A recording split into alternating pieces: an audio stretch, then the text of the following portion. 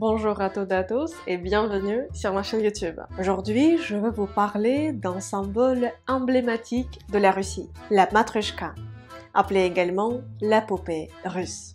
Cependant, peu de gens connaissent sa vraie histoire et ses significations profondes. Alors, est-ce que vous êtes prêts à découvrir l'histoire de la Matryoshka russe? C'est parti! Déjà, à votre avis, de quel siècle date la toute première Matryoshka? Vous pouvez même mettre cette vidéo sur pause et écrire votre variante dans les commentaires. Je vous attends. 1, 2, 3. Vous n'allez pas y croire, mais la toute première poupée russe a vu le jour à la fin du 19e siècle, en 1890, pour être plus précise.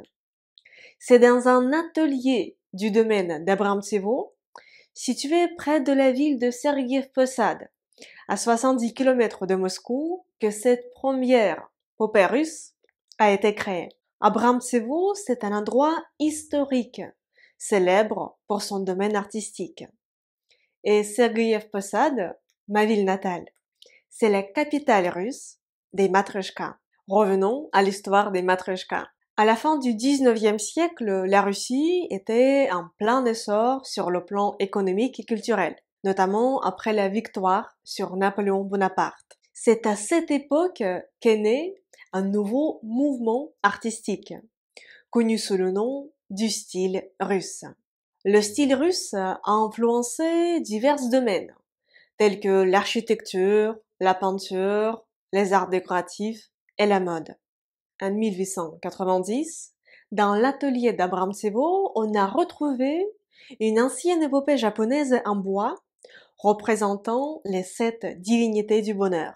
Inspiré par cette poupée japonaise, l'artiste russe Sergueï Maliotin a créé la première Matryoshka russe.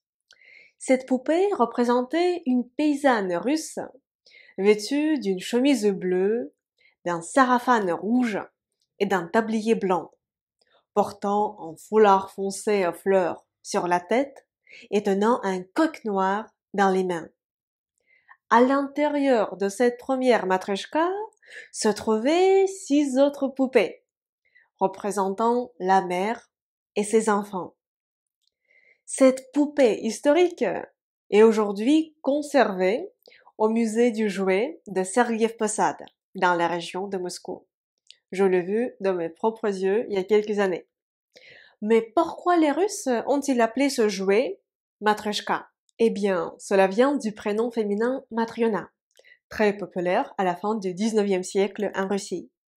Le prénom Matryona était souvent associé à une mère de famille nombreuse et il dérive de la racine latine mater, qui signifie mère. Ainsi, Matryoshka, c'est une forme diminutive et affectueuse de Matryona, symbolisant une mère de famille. La forme caractéristique des poupées russes, arrondie et emboîtée, évoque une femme enceinte, portant en elle une autre vie, symbolisant ainsi le cycle de la vie, la maternité et la fertilité. C'est pourquoi les poupées russes sont le plus souvent des femmes et non pas des hommes. Les poupées hommes sont très rares. La Matryoshka a été pour la première fois représentée en France lors de l'exposition universelle de Paris de 1900, au pavillon russe. Et elle a remporté la médaille de bronze. Depuis lors, les Matryoshka ont été vendues à l'étranger lors de grandes foires internationales, contribuant à leur popularité mondiale et à leur association avec la Russie dans l'imaginaire collectif. Une croyance populaire veut que l'artiste qui peint une Matryoshka laisse une partie de lui-même dans la poupée, ce qui expliquerait la ressemblance entre le visage de la poupée et de l'artiste qui l'avait peinte. Toutes les poupées russes que vous pouvez voir autour de moi, c'est ma maman qui les avait peintes. Et donc, regardez bien le visage de cette Matryoshka. Est-ce qu'on se ressemble ou pas? Parce que moi, je suis presque un portrait craché de ma mère. Cette croyance est-elle vraie ou pas, à votre avis? Écrivez-le dans les commentaires. Et merci beaucoup d'avoir regardé cette vidéo. J'espère qu'elle vous a plu. Si c'est le cas, mettez s'il vous plaît le pouce en l'air. C'est très important pour moi et pour les algorithmes de YouTube. Mettez-les maintenant s'il vous plaît pendant que vous y pensez. Merci beaucoup, спасибо большое.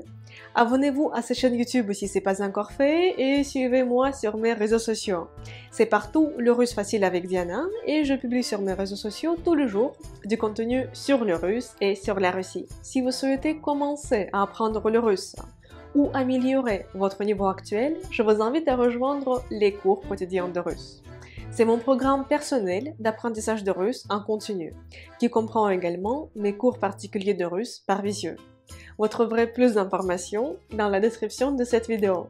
Et moi, j'espère vous retrouver très bientôt dans une prochaine vidéo sur ma chaîne YouTube, sur mes réseaux sociaux ou dans mon école de russe en ligne. Et pour l'instant, je vous dis до свидания. Au revoir.